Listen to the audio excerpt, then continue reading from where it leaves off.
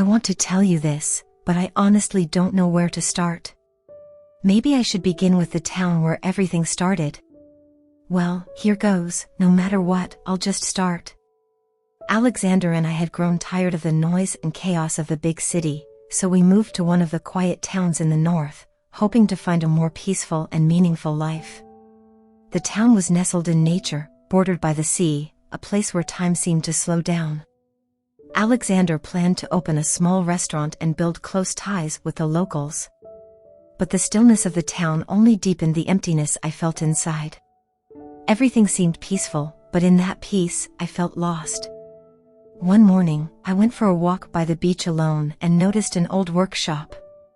The sign caught my attention, Lila's Colors. When I went inside, I didn't know what to expect, but the person I was about to meet would leave a deep mark on my life.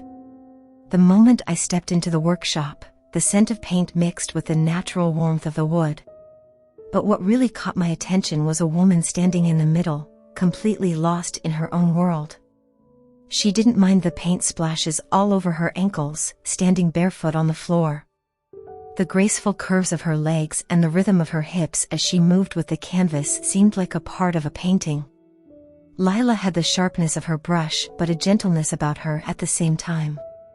When her eyes met mine, I almost felt like I could sense her fingers running over me. At first, we just talked about the paintings. But over time, a tension began to build between us. This tension led us to the lakeside.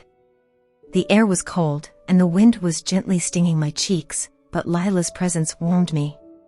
She stood next to me, and for a while, we just listened to the silence. Then, she gently placed her hand on my arm.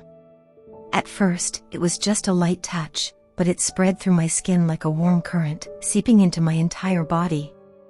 "What are you thinking?" she asked. Her voice was like a melody that began to dance across my skin. Without giving a full answer, my fingertips moved closer to her face. The softness of her cheek and the warmth underneath it intoxicated me. My thumb traced the corner of her lips. We were so close that I could feel her breath on my lips. Then, the space between us disappeared. When our lips met, it was a hesitant touch at first. But within seconds, the kiss deepened. The warmth of her lips melted onto mine, and my hands moved from her shoulders to her back. As my fingers traced the curves of her delicate spine, I could feel every shift of her muscles. Her hands gently wrapped around my waist. As her fingers pressed into my back, my body moved closer to hers. At one point, Lila lowered her head and placed her lips on my neck. Her kisses started light, but then they became more deliberate, moving over the collarbone. I could feel her breath on my skin, the warmth of her lips vibrating through my body. Her hands slowly moved from my waist to my hips. Each movement of her fingers left a deeper mark on my skin. Lila's hand slowly moved up my back toward my shoulder. One hand went to the back of my neck, her thumb tracing the hairline, while the other rested on my chest, feeling the rhythm of my heart. Her touch was so close that it felt like drops of fire were landing on my skin. The boundaries between our bodies had completely vanished. When my chest met hers, I felt the warmth of her all over. Our movements seemed to follow the rhythm of a dance. As our knees brushed, one of her hands slid to my hip, the other gently tugging at my hair. For a moment, we were both breathless. I placed my hands on her face, my thumbs gently stroking her chin, my eyes lost in hers. When our lips met again, this time it was with more hunger. Her breath slipped between my lips, seeping deep inside. The gentle touch of her tongue stirred all my senses. Her hands continued to roam my body. Her fingertips traveled from my waist, down to my hips, and then up my thighs. Each touch felt like an echo across my skin. Every place her fingers touched seemed to awaken something inside. Eventually, we embraced each other. Lila's legs wrapped around mine, and our bodies completely intertwined. Our warmth combined, our breaths creating a rhythm. When her chest pressed against mine, it felt like we had become one. That night, every moment with Lila completed me in a way I'd never felt before. When she wrapped me in her arms, each movement of her fingers left an indescribable echo inside me. The marks her lips left on me reached the deepest parts of my body. One night, in one of our secret meetings, we found an abandoned building outside the town. The place was dark and filled with old, forgotten things, but somehow we were here. It was far from the noise of the town, a place where we could be alone. Lila sat in an old chair, and with her eyes, she invited me to sit beside her. I did, feeling her breath, my hands slipping along her arms as my lips gently kissed her cheek. Every movement I made echoed in her body. I just wanted to be close enough to feel her skin. As her hands danced through my hair, I moved even closer to her. For a moment, everything felt so right. My hands slipped around her waist, my fingertips slowly tracing her back, pulling her closer to me. Lila took a deep breath, and our lips met once more. This kiss felt like the first light of dawn, bright, deep, and full of passion. As her hands slid down my back, every touch felt like a memory etched into me. There was only Lila now, everything else around us had disappeared.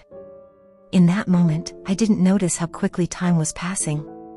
I only felt her presence, every second of it deep within me. After all this, something inside me started to burn like sparks. When I returned home to Alexander, he could feel that something had changed. But there was one thing, this time, my feelings for Lila had grown even stronger. But would he understand that? Or would my secret meetings with Lila, the lost glances, remain beyond everything else?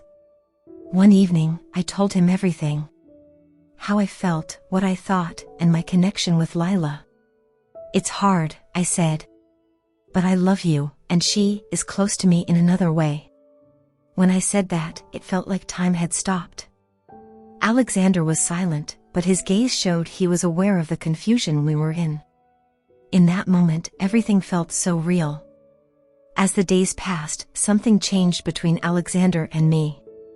The tension was still there, but I couldn't stop thinking about Lila. She kept pulling me in every time. We met in secret places, once in a hidden garden behind an abandoned bookstore, another time in her workshop at dusk, surrounded by her paintings. With every meeting, our bond grew deeper without us realizing. One evening, I met Lila again by the lakeside. This time, the air was warmer, and the sun was setting on the horizon. She embraced me, and we moved closer, staying like that for hours. Our hearts synced with each other. We held each other, and with time, everything became more meaningful. We were connected, but inside, I was questioning how this relationship would continue among the three of us. One night, as I lay in bed with Alexander, Lila's touch was still in my mind. Her warmth, her presence, everything had stayed with me. Alexander noticed a change in my gaze. "Something's different, isn't it?" he said quietly. In that moment, I realized my journey with both Alexander and Lila was far from over. There was still so much to discover, so much to understand. And somehow, we all had to move forward together.